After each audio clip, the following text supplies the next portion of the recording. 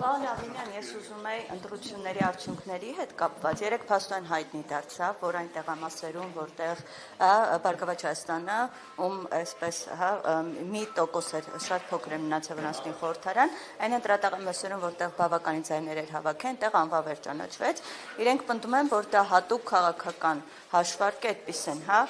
հակադարձում, այնպես եք ուզում անեք, որ Բարգավաճ Հայաստանը չանցնի, որպեսզի մեծամասնության այնտեղ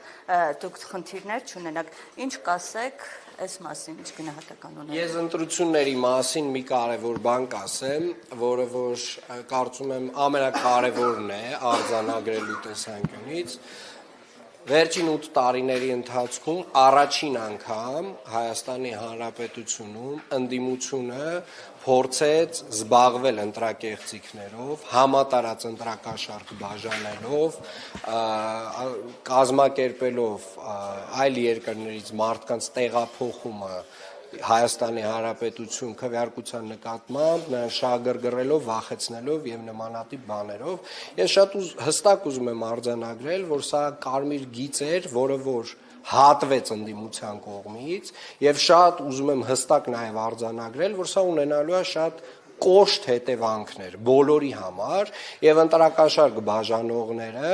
արմատախիլ են արվելու այս երկրից եւ իրենք դեռևս չեն պատկերացնում ինչա իրանց սպասվում։ Սա մեկ, կներեք, օրենքի ուժով ամենակներեք ես կավարտեմ հեսա։ Օրենքի ուժով ամենախիստ եւ ամենահնարավոր ամենախիստ պատիժն է իրանց սպասվում։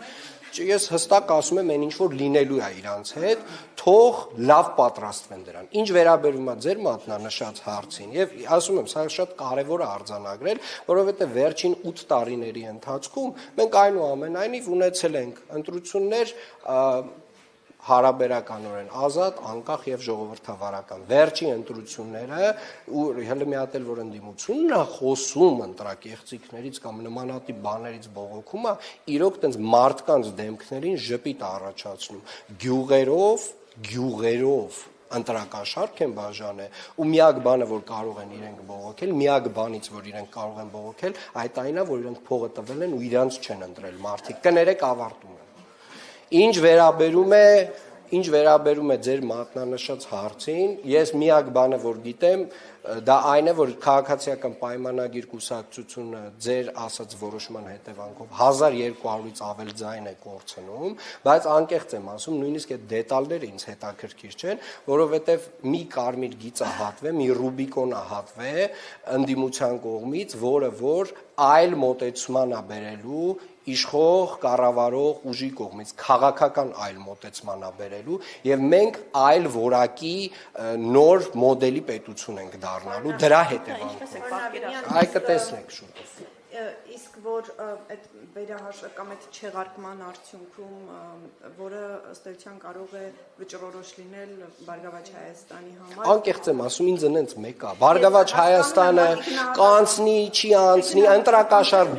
ընտրակաշառք բաժանող Բարգավաճ Հայաստանները, ուժեղ Հայաստանները, չգիտեմ, Հայաստան դաշինքները առհասարակ մեր քաղաքական կյանքում տեղ չպետք ունենան, այդ տեսակ ուժերը առհասարակ չպետք լինեն մեր քաղաքական դաշտում, ընտրակաշառք բաժանողը, ընտրակեղծարարությամբ զբաղվողը Հայաստանի Հանրապետությունից պետք է արմատախիլ արվի։ Սա է իմ քաղաքական դիրքորոշումը, մնացած դետալները բացարձակ հետաքրքիր չեն։ Նախկինում երբ որ կրկին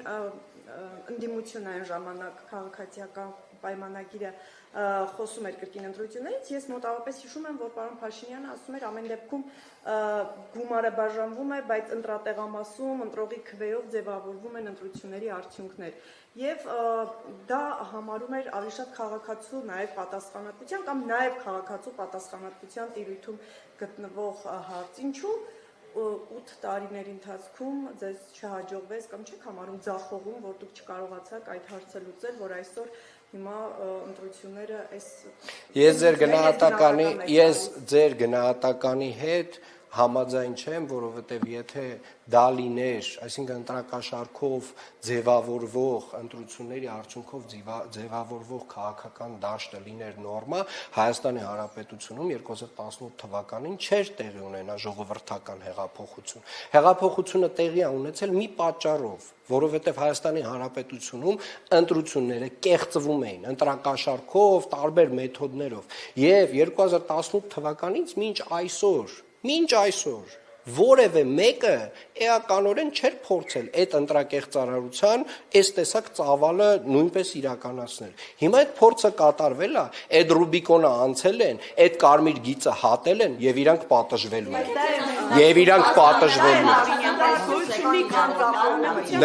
Նրանք առհասարակ շատ բան են ասում։ Հայաստանի Հանրապետության քաղաքացիները շատ լավ գիտեն ինչա տեղի ունեցել, շատ լավ գիտեն, նաեւ գիտեն այն մարդիկ, ովքեր այդ փողը վերցրել եւ գնացել ընտրել են քաղաքացիական պայմանագիր կուսակցությանը։ Նիսայի տետրները գիտեն սոցիալապես անապահով մարդկանց ցուցակները ոնց են իրար մեջ բաժանել եւ առհասարակ նաեւ ուզում եմ մեծ շնորհակալություն հայտնել մեր իրավապահ մարմիններին, որոնք որ իհարկե գործել են, բայց ծավալը այնքան մեծ է եղել, որ նույնիսկ նրանք չէին կարող այս ամբողջ ծավալը փակել։ Եվ կրկին անգամ ուզում եմ հատուկ շեշտել բոլոր ընտրակաշառատուները, ընտրակեղծիքով զբաղվող անձինք նոր հետաքրքիր իրականության մեջ են։ Պարոն Ավինյան, կներեք, համար, որ կառավարությունը 10,000 դրամով բարձրացրեց թոշակները, դա էլ ձեր ընդդիմախոսներն են համարում ընտրակաշառքի միջոցով։ Գիտեք, կարելի է, ես չեմ բացառում, որ մեր ընդդիմությունը ունի իրավունք ապուշ լինելու եւ կառավարության փաստացի պարտականությունները վերագրի որպես ընտրակաշառք։ Կներեք ավարտեմ։ Հայաստանի Հանրապետության կառավարությունը 2018 թվականից սկսած 8 տարվա ընթացքում գրեթե ամեն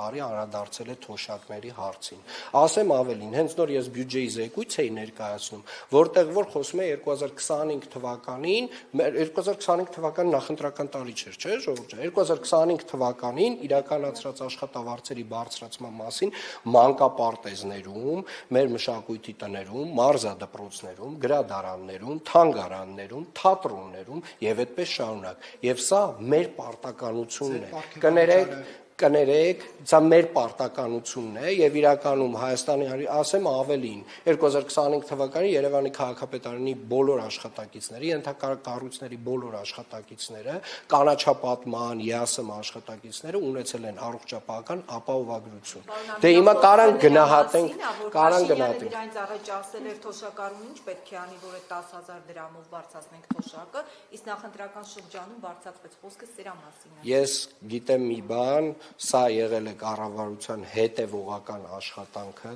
ամեն տարի է այս տեսակ աշխատանք իրականացվել եւ այս տեսակ աշխատանքը կոչվում է առհասարակ կառավարության լավ աշխատանք։ Պարոն Ավինյան, ձերս